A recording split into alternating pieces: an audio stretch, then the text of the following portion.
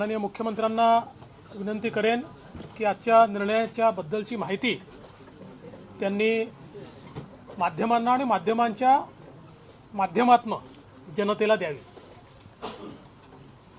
नमस्कार, सगळ्यांचंच मी मनापासून या ठिकाणी स्वागत करतो। आज कॅबिनेटची बैठक झाली, त्याच्यामध्ये अनेक विषयांवर चर्चा झाली, निर्णय झालेत। डीसीएम साहेबांनी आपल्याला आता सांगितलेलंच आहे की शासनाने काही लोकहिताचे निर्णय घेतलेले आहेत आणि आम्ही तुम्हाला आधीच सांगितले की हे शासन जे आहे सर्वसामान्य माणसाला दिलासा देणारं शासन आहे। समाजातल्या सर्वच घटकांना न्याय देण्याचं काम हे शासन पुढील कालावधीमध्ये टप्प्याटप्प्याने नक्की करणार आहे। त्याची सुरुवात देखील आम्ही सुरुवातीच्याच पहिल्याच कॅबिनेटमध्ये चर्चा करून तशा प्रकारचं सुतोवाच केलं होतं। आज मला या ठिकाणी समाधानही वाटतंय, आनंदही वाटतोय की डीसीएम साहेब आणि मी आणि आमचे सर्व सहकारी यांच्याबरोबर चर्चा केल्यानंतर जे देशामध्ये पेट्रोल डिझेलचे दर जे आहेत जागतिक बाजारपेठेमध्ये कच्च्या तेलाच्या किमतीवर अवलंबून आहेत आणि त्यामुळे त्याच्यात जास्त सातत्याने वाढ होत असल्यामुळे देशभरामध्ये राज्यभरामध्ये पेट्रोल डिझेलवर दरांमध्ये वाढ होते आहे आणि म्हणून केंद्र सरकारने देखील 4 नोव्हेंबर 2021 व 22 मे 2022 रोजी पेट्रोल डिझेलच्या करामध्ये कपात केली होती। आदरणीय प्रधानमंत्री महोदयांनी निर्णय घेऊन आणि त्यांनी राज्य शासनाला देखील तशा प्रकारचं आवाहन केलं होतं की आपला देखील जो काही कर आहे तो देखील आपण कमी केला तर सर्वसामान्य माणसाला मोठा दिलासा मिळू शकतो। परंतु काही राज्यांनी त्यांचं आवाहन आणि ज्या काही सूचना होत्या त्या मान्य करून राज्य सरकारचे दर कमी केले होते, परंतु आपल्या महाराष्ट्र शासनाने ते कमी केले नव्हते आणि आम्ही या ठिकाणी युतीचं सरकार स्थापन झाल्यानंतर ठरवलंय की ज्या ज्या माध्यमातून एक एक निर्णय जनतेच्या हिताचा घेतला पाहिजे आणि म्हणून आज आम्ही पेट्रोल आणि डिझेलवर पेट्रोलवर 5 रुपये आणि डिझेलवर 3 रुपये अशा प्रकारचं जे दर आहेत ते कमी करण्याचा निर्णय घेतलेला आहे। यामुळे जवळपास 6000 कोटी रुपयाचा शासनाच्या तिजोरीवर भार पडेल, परंतु 6000 कोटी रुपये जनतेला त्यामधून दिलासा मिळेल। हा एक महत्त्वाचा निर्णय या ठिकाणी आम्ही घेतलेला आहे शासनाने। यामुळे जे काही डिझेलचे गुड्स ट्रान्सपोर्ट आहे त्यामुळे झालेली वाढ आणि मग त्याच्यामुळे जे काही वस्तूंवरच्या किमती वाढल्या त्याच्यामुळे देखील दिलासा मिळेल आणि थेट पेट्रोलमध्ये देखील आपण 5 रुपये कमी केल्यामुळे थेट नागरिकांना दिलासा मिळेल। त्याचबरोबर आजच सकाळी प्रधानमंत्री महोदयांनी फोन करून सूचना दिल्या होत्या की राज्यामध्ये 18 ते 59 या वयोगटातील सर्वांनाच बूस्टर डोस मोफत देण्याचं केंद्र सरकारने जाहीर केलेलं आहे, पण त्याची अंमलबजावणी मोठ्या प्रमाणावर राज्यात देखील झाली पाहिजे आणि पुढच्या 75 दिवसामध्ये एक टार्गेटेड प्रोग्राम एक आपला सगळ्यांनाच याचा बेनिफिट झाला पाहिजे। संपूर्ण महाराष्ट्रामध्ये देशव्यापी मोहीम घेऊन अशा प्रकारचे देखील आवाहन प्रधानमंत्री महोदयांनी केलेलं आहे। त्यामुळे जे काही पॉझिटिव्हिटीचं जे कोविडचं प्रमाण आहे ते कमी होईल आणि सक्रिय रुग्णांची संख्या कमी होईल आणि मोठ्या प्रमाणावर 18 ते 59 वयोगटातल्या सगळ्यांना याचा बेनिफिट होईल। त्यामुळे आमचं शासनाचे सर्व आज त्याच्यामध्ये कॅबिनेटमध्ये देखील चर्चा याच्यावर झाली। मुख्य सचिव आणि आरोग्य विभाग आणि सगळीच यंत्रणा जी आहे सगळ्याच माध्यमातून या ठिकाणी हा बूस्टर डोस जो आहे सगळ्यांना मिळेल, असे बूस्टर म्हणजे त्याची आवश्यकता आहे ते मिळेल आणि त्याचा फायदा सर्वसामान्य लोकांना होईल. हा देखील एक मोठा प्रोग्राम राज्य सरकार हाती घेईल. त्याचबरोबर केंद्र शासनाच्या स्वच्छ भारत अभियान टप्पा 2 च्या धर्तीवर राज्यात देखील स्वच्छ महाराष्ट्र अभियान टप्पा 2 राबविण्यात येणार आहे नगरविकास विभागाच्या माध्यमातून. त्यामध्ये शाश्वत घनकचरा व्यवस्थापन असेल, वैयक्तिक घरगुती शौचालय असतील, सामुदायिक शौचालय बांधण्याचा कार्यक्रम असेल, हा मोठ्या प्रमाणावर आपण या ठिकाणी राबवण्याचा देखील निर्णय घेतलेला आहे. त्याचबरोबर केंद्र पुरस्कृत अमृत अभियान टप्पा 2 Atal mission for rejuvenation and urban transformation असा जो नगरविकास विभागाच्या माध्यमातून देखील राज्यात आपण राबवतोय. या योजनेतून सर्व शहरांमध्ये केंद्राच्या मार्गदर्शक सूचनेनुसार अमृत अभियान राबविण्यात येईल. यामध्ये मोठ्या प्रमाणावर पाणीपुरवठा योजना आणि मलनिस्सारण योजना जी अतिशय कुठल्याही शहराच्या किंवा राज्याच्या दृष्टीने अतिशय महत्त्वाचा विषय येतो आणि सांडपाण्याचा पुनर्वापर जो आपण STP करतो आणि त्याच्यावर पाण्यावर ट्रीटमेंट करतो, हे ट्रीटेड पाणी जे आहे ते पिण्याचं पाणी त्या ठिकाणी वापरू नये म्हणून आम्ही एक MIDC असेल, सेकंडरी यूज असेल, गार्डनला आपण पाणी वापरतो, इतर जे काय आपण पाणी वापरतो हे पाणी STPमधून जे पाणी ट्रीटेड वॉटर जे आहे ते वापरण्यासाठी त्याचं कंपल्शन देखील करण्याचा निर्णय घेतलेला आहे. त्याचबरोबर जलसाठ्यांचं पुनर्जीवन देखील यामध्ये करायचं आहे. यामध्ये 10,513 कोटी रुपयाचा जवळपास निधी या ठिकाणी त्याची तो मिळेल. त्याचबरोबर खासदार धैर्यशील माने आणि आमदार प्रकाश आंबेडकर आणि इतरही आमच्या लोकप्रतिनिधींनी माझ्याकडे आणि DCM साहेबांकडे विनंती केली होती. जे नियमित कर्ज परतफेड करतात त्यांना जो काही शासनाने निर्णय घेतला आहे 50,000 रुपये इन्सेंटिव्ह देण्याचा, त्यामधून कोल्हापूर, सातारा, सांगली, पश्चिम महाराष्ट्रातले जे पूर परिस्थितीमध्ये ज्यांना शासनाच्या माध्यमातून आपण मदत केली होती 2018-19ला अतिवृष्टीमुळे शेतकऱ्यांचं झालेलं नुकसान भरपाई आपण दिली होती, त्यांना त्यामध्ये वगळण्यात आलं होतं. परंतु असं त्यांना वगळण्यात येऊ नये अशा प्रकारची विनंती केली होती. त्यामुळे त्यामध्ये तो देखील शासनाने निर्णय घेतलेला आहे आणि तो पुढच्या कॅबिनेटमध्ये आम्ही त्याच्यावर शिक्कामोर्तब करतोय. 50,000 रुपये त्यामध्ये आपल्याला शेतकऱ्यांना, लाखो शेतकऱ्यांना फायदा होईल. त्यामध्ये खासदार धैर्यशील माने असतील, खासदार आपले महाडिक असतील, आमदार प्रकाश आंबेडकर असतील, आणखी काही लोक जे आहेत त्यांनी देखील यामध्ये मागणी केली होती. शेवटी शेतकऱ्यांची ही मोठी मागणी आहे, त्यामध्ये तोही निर्णय आम्ही आज घेतलेला आहे. एकंदरीत अशा प्रकारच्या ज्या काही योजना आहेत ज्यांचा थेट लोकांशी संबंध आहे अशा योजना ज्या आहेत, असे निर्णय जे आहेत आम्ही लोकहिताचे आज घेतलेले आहेत.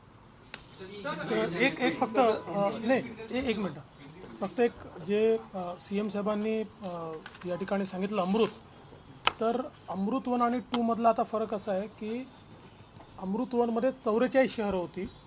आता आज जो निर्णय मुख्यमंत्री मोदयांनी घेतला आहे 400 म्हणजे अगदी नगरपंचायतीपासून तर महानगरपालिकेपर्यंत ज्या 400 अर्बन बॉडीज आहेत त्या सगळ्यांना आता ही केंद्र सरकारची योजना आजपासून लागू झाली आहे.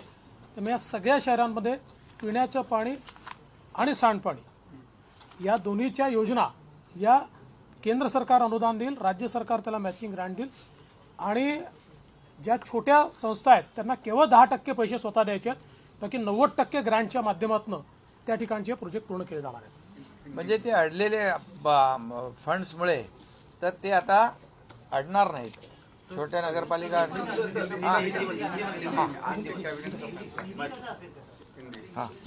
काही अजून नगर परिषद, नगरपंचायतीच्या ज्या नगराध्यक्षांच्या निवडणुका ज्या आहेत त्या 2018ला तो निर्णय घेतला होता, पण नंतर तो बदलला होता, तर त्या देखील थेट पद्धतीने घेण्याचा निर्णय देखील आज घेतलेला आहे. ग्रामपंचायतीचे देखील सरपंच जे आहे थेट त्याच्यामध्ये त्यांची निवडणूक होईल आणि असे देखील महत्त्वाचे निर्णय जे थेट लोकांच्याशी निगडीत आहेत.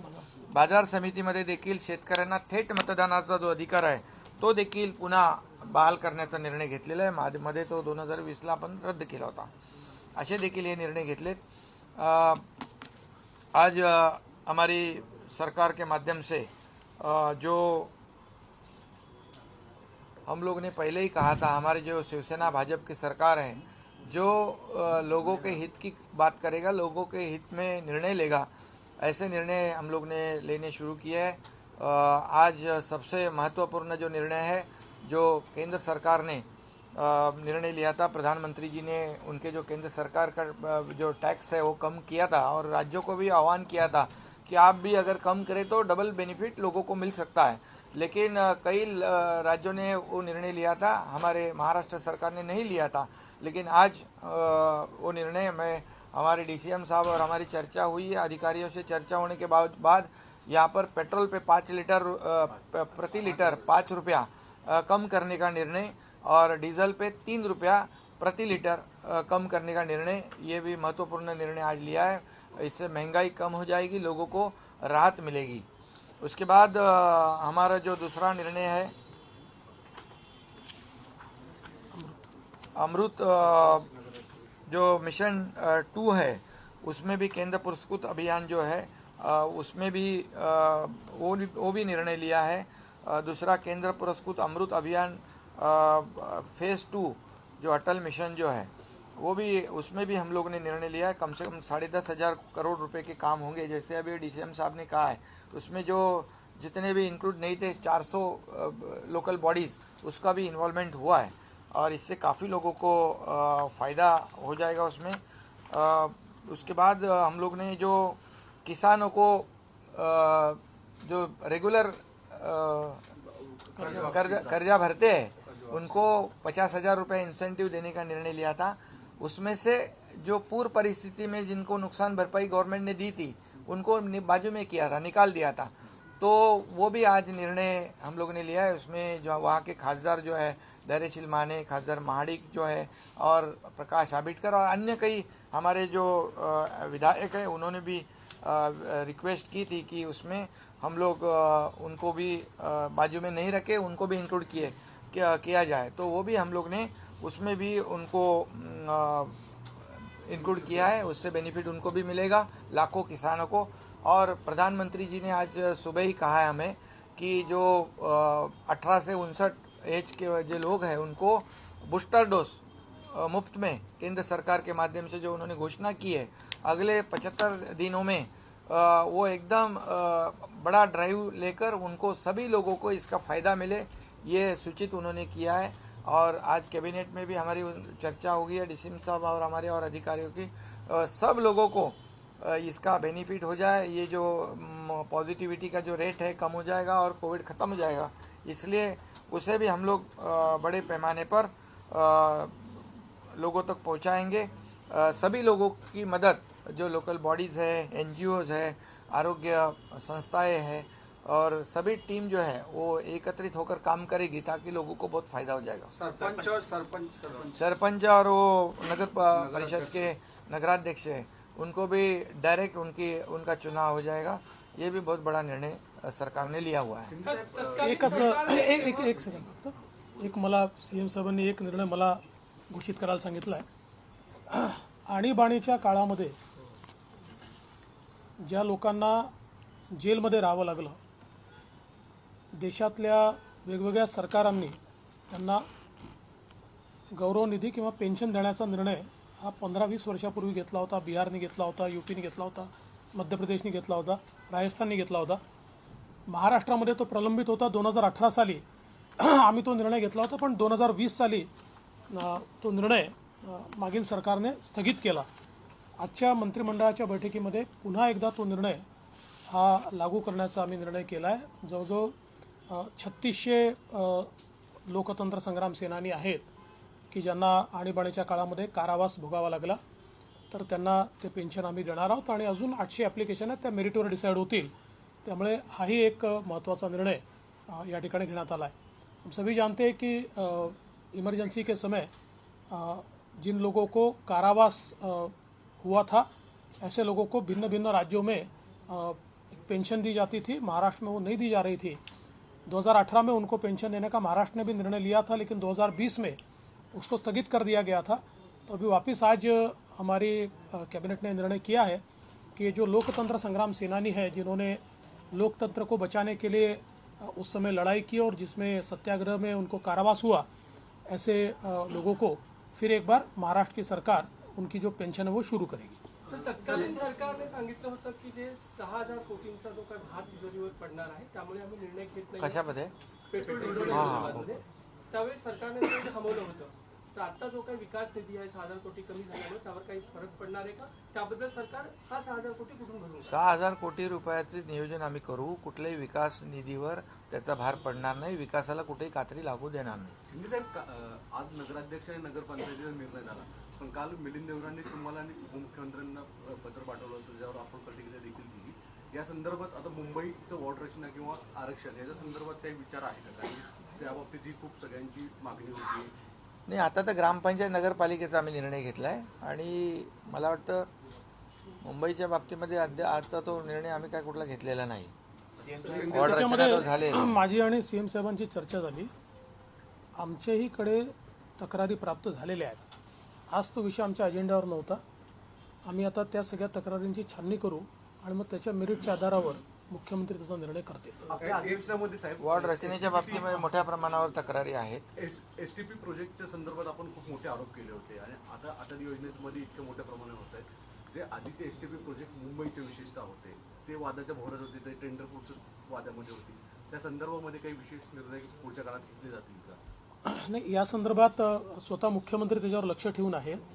ती सगळी प्रोसेस आता सुप्रीम कोर्टामध्ये आणि न्यायमूर्ती चंद्रचूड यांच्या बेंचसमोर त्यांनी ती पूर्ण प्रक्रिया पेंडिंग ठेवली आहे आणि हे संपूर्ण जी काही ही प्रक्रिया त्याचं मॉनिटरिंग ते करत आहेत। त्यामुळे त्या संदर्भातले जे काही रिपोर्ट्स आहेत ते त्यांच्यासमोर मांडले जातील। मुख्यमंत्र्यांनी आयुक्तांना स्पष्टपणे सांगितलेलं आहे की कुठल्याही परिस्थितीत अतिशय पारदर्शी पद्धतीनं हा सगळा व्यवहार झाला पाहिजे। या ठिकाणी कुठल्याही प्रकारे कोणाच्या दबावाखाली किंवा चढ्या दरानं हे होऊ नये। तर त्या दृष्टीने जो काही त्या संदर्भातला निर्णय आहे तो पहिल्यांदा सर्वोच्च न्यायालयासमोर मांडावा लागेल। त्यांना सांगावं लागेल कुठल्या पद्धतीने आलाय, काय केलंय और मग त्यांच्या मान्यतेनेच पुढची कारवाई होणार आहे। सरपंच का चुनाव जो जारी करने का जो फैसला किया गया है, आपकी सरकार में लिया गया था, उसके बाद दूसरी सरकार बदल दिया था, अभी वापस ले लिया। क्यों ऐसा क्यों उनको लग रहा था और अब सरकार को क्यों लग रहा है जिस तरीके से? देखिए, देश में आप कोई भी राज्य देखिए, सारे राज्यों में जितने बड़े राज्य हैं, सारे राज्यों में सरपंच का चुनाव डायरेक्ट होता है।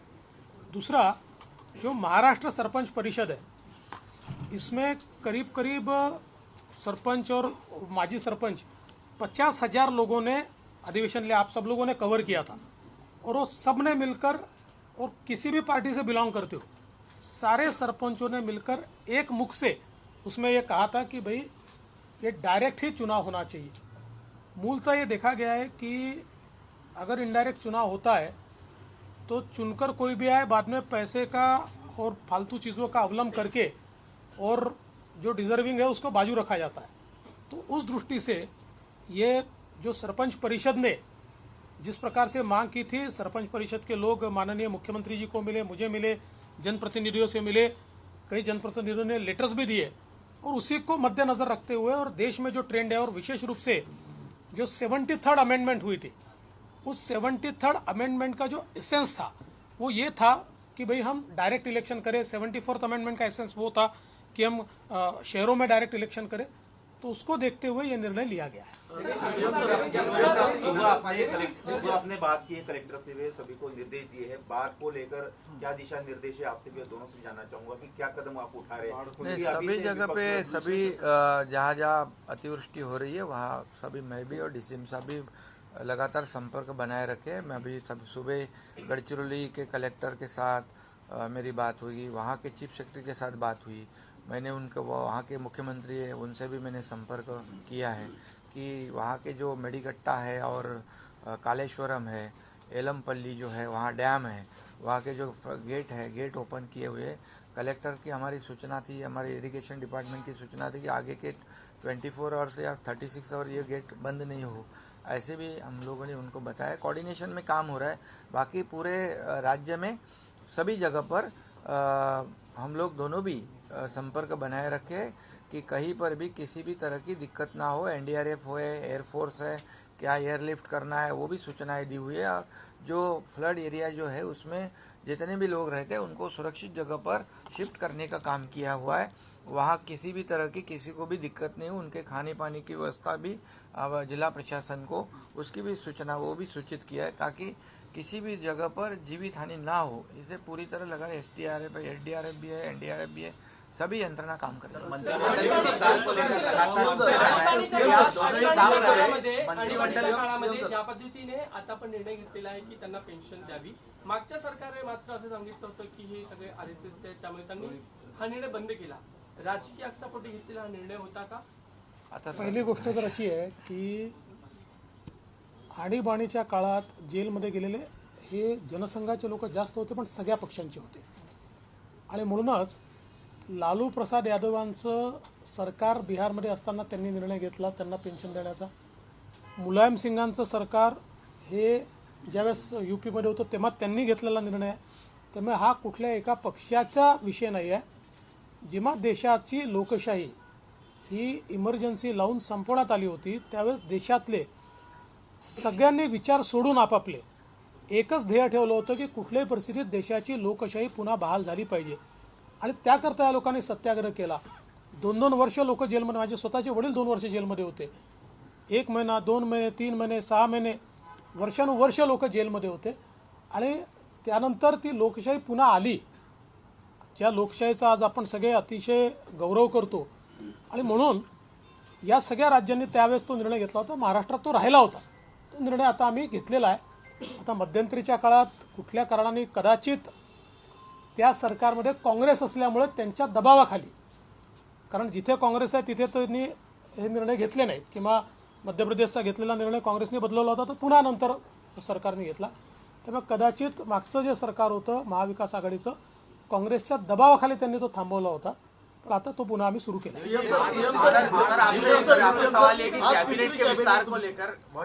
देखिए ये मेरी प्रेस कॉन्फ्रेंस सीएम साहब की है, सीएम साहब से पूछिए। जल्दी करेंगे, जल्दी करेंगे, तिसऱ्या कॅबिनेट मध्ये आज आम्हाला मुख्यमंत्री आणि उपमुख्यमंत्री पाहायला मिळतात। जल्दी करेंगे, कॅबिनेट मध्ये तरी आम्हाला मंत्रिमंडळ पाहायला मिळेल। जल्दी हो जाए, लवकरच होईल। महाविकास आघाडीमध्ये 1.5 महिना 5 मंत्री होते, पण आम्ही तसं करणार नाही, आम्ही तसं करणार नाही। आज द्रौपदी मुर्मू जो राष्ट्रपति के उम्मीदवार है वो मुंबई आ रही है, आप लोगों से मुलाकात है, लेकिन ये भी जानकारी है क्योंकि शिवसेना ने समर्थन दिया है खासतौर से उद्धव ठाकरे जी का जो ग्रुप है, तो क्या उनसे भी मुलाकात होगी? आप जानकारी आत्तापर्यंत जी माहिती माझ्याकडे आहे त्याच्यानुसार त्यांचा जो कार्यक्रम माझ्याकडे आला आहे त्यात काही वेगळी कोणाशी भेट दाखवलेली नाही आहे। त्यामुळे पण त्यांचा शेवटी निर्णय उमेदवार आणि त्यांचे जे काही प्रचार प्रमुख आहेत ते करतात, पण आत्ता तरी जो कार्यक्रम आलेला आहे त्याच्यामध्ये अशी कुठली भेट नाही। आणि याच्यामध्ये एक आदिवासी समाजाची महिला भगिनी आहे, त्यामुळे सगळ्यांनीच त्यांना सहकार्य करण्याचा निर्णय घेतलेला आहे। आमचे 50 लोकांनी घेतला आहे, खासदारांनी सगळ्यांनी घेतला, त्यामुळे ज्यांनी ज्यांनी निर्णय घेतला त्याचं स्वागतच केलेलं आहे, सगळ्यांचं स्वागतच नहीं। ये जो आदिवासी समाज की हमारी महिला भगिनी है उसके लिए उनको कैंडिडेट बनाया है, इसलिए प्रधानमंत्री जी को धन्यवाद सभी लोगों ने दिया हुआ है, क्योंकि आदिवासी समाज को मेन स्ट्रीम में लाने की कोशिश राज्य भी कर रहा है और केंद्र भी कर रहा है। और ऐसे आदिवासी समाज को सर्वोच्च पद जो देश का है राष्ट्रपति पद, ये अगर मिलता है तो समाज को भी बहुत गौरव है, समाज का और देश का भी गौरव है। इसलिए सभी लोगों ने उसको शुरुआत कर दिया, हम लोगों ने, बाकी सब लोग फिर आज सभी लोगों का स्वागत किया है।